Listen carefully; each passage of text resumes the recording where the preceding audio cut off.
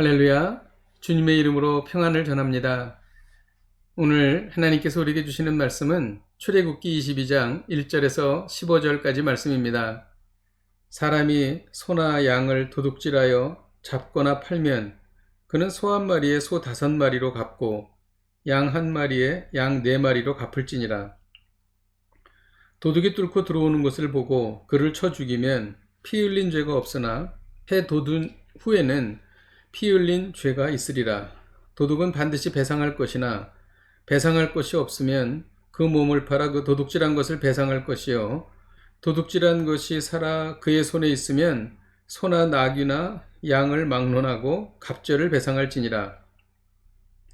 사람이 밭에서나 포도원에서 짐승을 먹이다가 자기의 짐승을 놓아 남의 밭에서 먹게 하면 자기 밭에 가장 좋은 것과 자기 포도원에 가장 좋은 것으로 배상할지니라. 불이 나서 가시나무에 댕겨 낫갈이나 거두지 못한 곡식이나 밭을 태우면 불 놓은 자가 반드시 배상할지니라.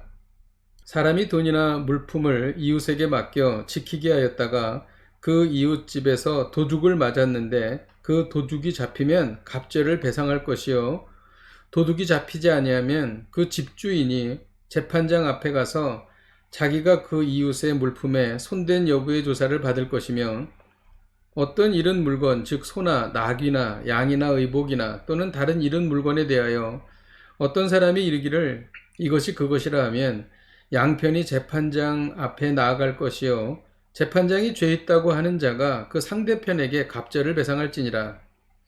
사람이 나귀나 소나 양이나 다른 짐승을 이웃에게 맡겨 지키게 하였다가 죽거나 상하거나 끌려가도 본 사람이 없으면 두 사람 사이에 맡은 자가 이웃의 것에 손을 대지 아니하였다고 여호와께 맹세할 것이요, 그 임자는 그대로 믿을 것이며 그 사람은 배상하지 아니하려니와, 만일 자기에게서 도둑 맞았으면 그 임자에게 배상할 것이며 만일 찢겼으면 그것을 가져다가 증언할 것이요, 그 찢긴 것에 대하여 배상하지 아니할지니라. 만일 이웃에게 빌려온 것이 그 임자가 함께 있지 아니할 때에 상하거나 죽으면 반드시 배상하려니와, 그 임자가 그것과 함께 있었으면 배상하지 아니할지니라.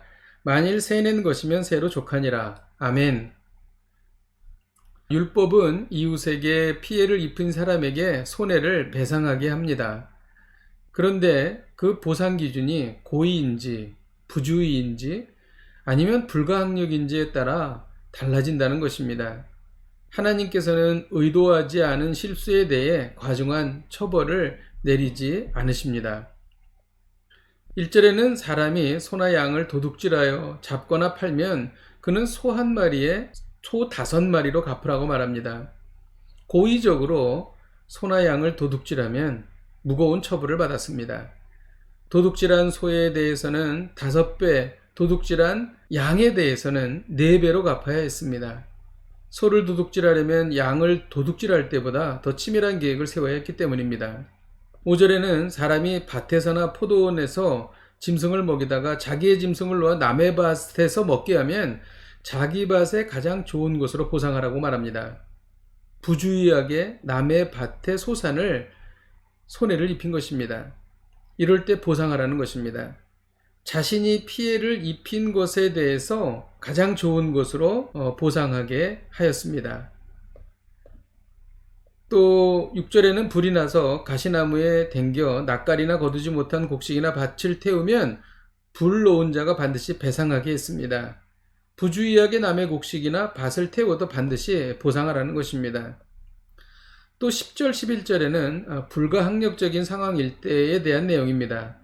사람이 나귀나 소나 양이나 다른 짐승을 이웃에게 맡겨 지키게 하였다가 그 짐승이 죽거나 상하거나 끌려가도 본 사람이 없으면 두 사람 사이에 맡은 자가 이웃의 것에 손을 대지 아니었다고 여호와께 맹세하라는 것입니다.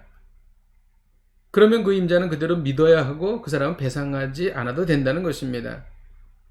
다른 사람의 나귀나 소나 양을 맡아주었다가 불가항력적으로 짐승이 죽으면 배상하지 않아도 된다는 것입니다. 13절에는 만일 찢겼으면 그것을 가져다가 증언하면 찢긴 것에 대해서 배상하지 않아도 되었습니다. 또한 불가항력적으로 맹수에게 찢겼으면 배상하지 않아도 되었다는 것입니다. 이러한 하나님의 말씀에서 일관성 있게 나타나는 원칙이 있습니다. 다른 사람에게 피해를 입힌 것에 대한 동기에 따라 그리고 배상 기준에 따라 달라진다는 것입니다. 즉 고의적인 것과 부주의한 것과 불강력적인 것에 따라서 배상 기준이 달랐다는 것입니다. 오늘 말씀을 통해 우리가 배우는 것은 하나님께서는 결과만 보지 않고 동기와 과정을 보고 판단하신다는 것입니다. 결과가 좋지 않았어도 하나님이 보시기에 그 동기와 과정이 선했다면 인정해 주신다는 것입니다. 그러므로 우리도 결과만 따지지 말고 동기와 과정을 중시해야 할 것입니다. 하나님은 결과물보다 마음의 중심을 더 중요하게 여기신다는 것입니다. 기도하겠습니다. 하나님 아버지, 우리는 결과를 중시합니다. 그러나 우리 하나님께서는 동기와 과정을 더 중시하십니다. 이것이 얼마나 우리에게 위로와 은혜가 되는지요. 하나님, 우리가 인생을 살 때에 많은 것을 이루지 못한다 할지라도 과정에 있어서 동기가 선하다면 우리 하나님께서는 칭찬해 주시고 인정해 주십니다. 이 좋으신 하나님을 찬양합니다. 우리가 이러한 관점에서 위로받게 하여 주옵소서. 예수님의 이름으로 기도하였습니다. 아멘. 오늘도 중심을 보시는 하나님과 동행하시며 승리하시기를 주님의 이름으로 축복드립니다. 오늘도 이 말씀 붙잡고 승리하십시오.